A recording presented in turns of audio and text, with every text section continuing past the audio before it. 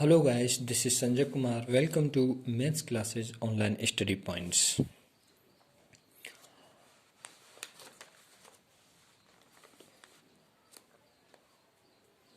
Today we discuss the concept of continuity and differentiability. First of all, we discuss the continuity of functions. Guys, 11th class में आप limit chapter को अच्छी तरह से revise कर चुके होंगे। उम्मीद है कि आपको वो बहुत अच्छी तरह से आता होगा। जब तक वो लिमिट कॉन्सेप्ट आपको नहीं आता है तब तक कंटिन्यूटी को आप नहीं पढ़ सकते हैं। So please repeat the concept of limits first of all, and then after this we can study the concept of continuity. So this is very necessary that you repeat in the chapters of limits of 11th class. So first of all, in continuity, so look at this graph of functions. In first graph, at x equal to this is f x. देखो यहाँ पर L H S हमको मिलता है continuous, R H S भी हमको continuous मिल रहा है, और एक्स इक्वल टू ए पर एफ एक्स की जो वैल्यूएशन है, this is called x and this is called F x, this is called x, this is called F x. तो एट एक्स इक्वल टू ए पर फंक्शन की जो वैल्यूएशन है यानी एफ ए हमें गेट होती है, प्राप्त होती है, हमें दिखाई दे रही है कि ये फंक्शन की वैल्यूएशन। सेकंड ग्राफ में this is f x and this is x and this is f x. यहाँ पे आर एच एस तो हमको लग रहा है, दिख रहा है कि हाँ एल एच एस भी है और आर एच एस भी है, लेकिन अगर फंक्शन की वैल्यूएशन का हम देखेंगे तो फंक्शन की वैल्यूएशन हमें कहीं भी दिखाई नहीं देती है।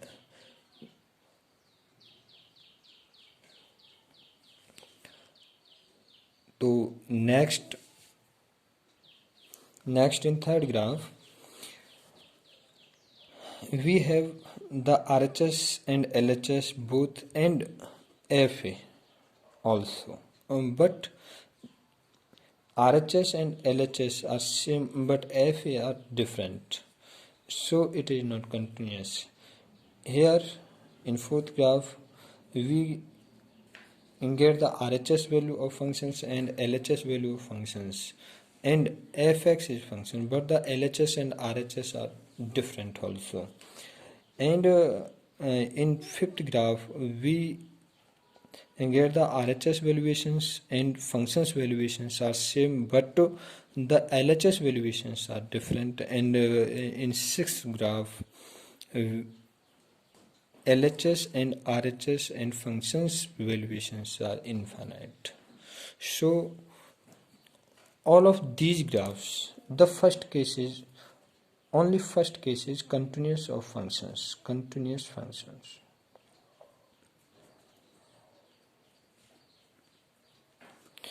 All other cases discontinuous, discontinuous, discontinuous, discontinuous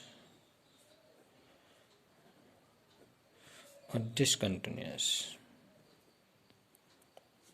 It means any function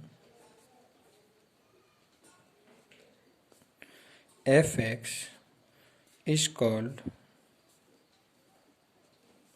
continuous at point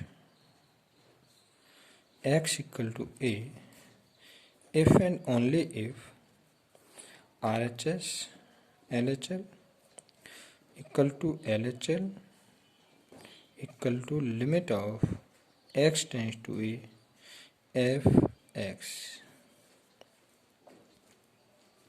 It means limit s tends to 0 f a plus h equal to limit s tends to 0 f a minus h equal to F.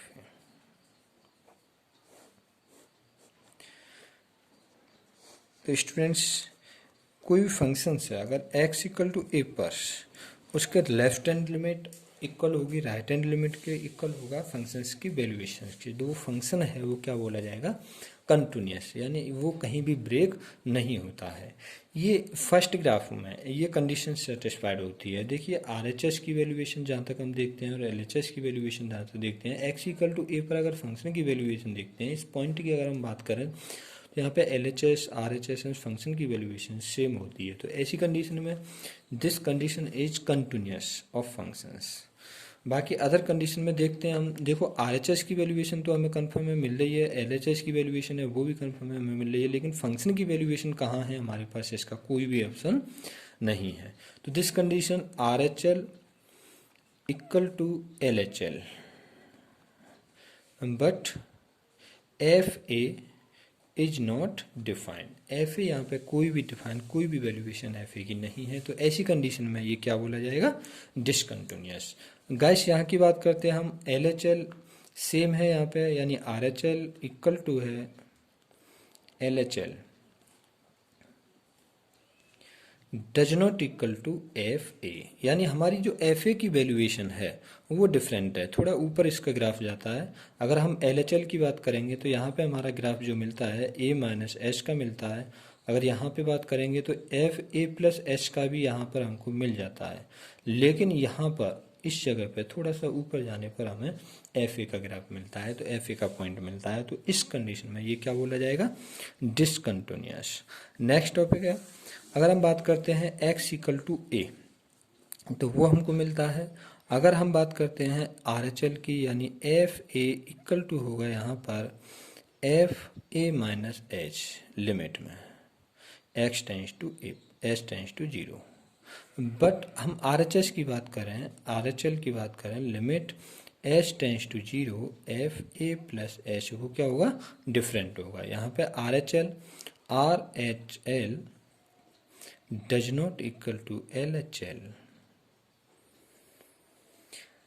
Same condition, RHL does not equal to LHL. Here RHL, LHL equal तो हैं, हम equal कह भी कैसे सकते हैं इनको, FA, लेकिन हमें मिल नहीं रही है, वो है कहाँ पर, हम क्या कहें इनको, न तो इक्वल कह सकते न अनइक्वल कह सकते। किसी भी कंडीशन जब इन्फानाइट है, हमारी पहुंच से बाहर है, तो हम कैसे गैस कर सकते हैं कि ये इक्वल होती या इनइक्वल होती हैं। जब इनको गैस नहीं कर पाएंगे तो ये भी कंडीशन क्या होगी, डिसकंटिन्यूअस होगी। तो केवल सिर्फ और सिर्फ कोई भी फंक्शंस जो f(x) होता है, अगर x इक्वल टू ए पर उसे कंटिन्यूस बोलेंगे तो ग्राफिकली वो कुछ इस तरीके से डिनोट होगा, एंड बाय डेफिनेशंस ये इस तरीके से डिफाइन होगा। किसी भी फंक्शन को डिफाइन करने के लिए, कंटिन्यूटी देखने के लिए हम क्या है, LHL, RHL एंड फंक्शन की वैल्यूएशंस तीनों को देखेंगे। अगर वो इक्वल होती हैं तो फंक्शन क्या होता है, कंटिन्यूस होता है। अगर वो अनइक्वल होती हैं तो फंक्शन डिसकंटिन्यूअस होता है।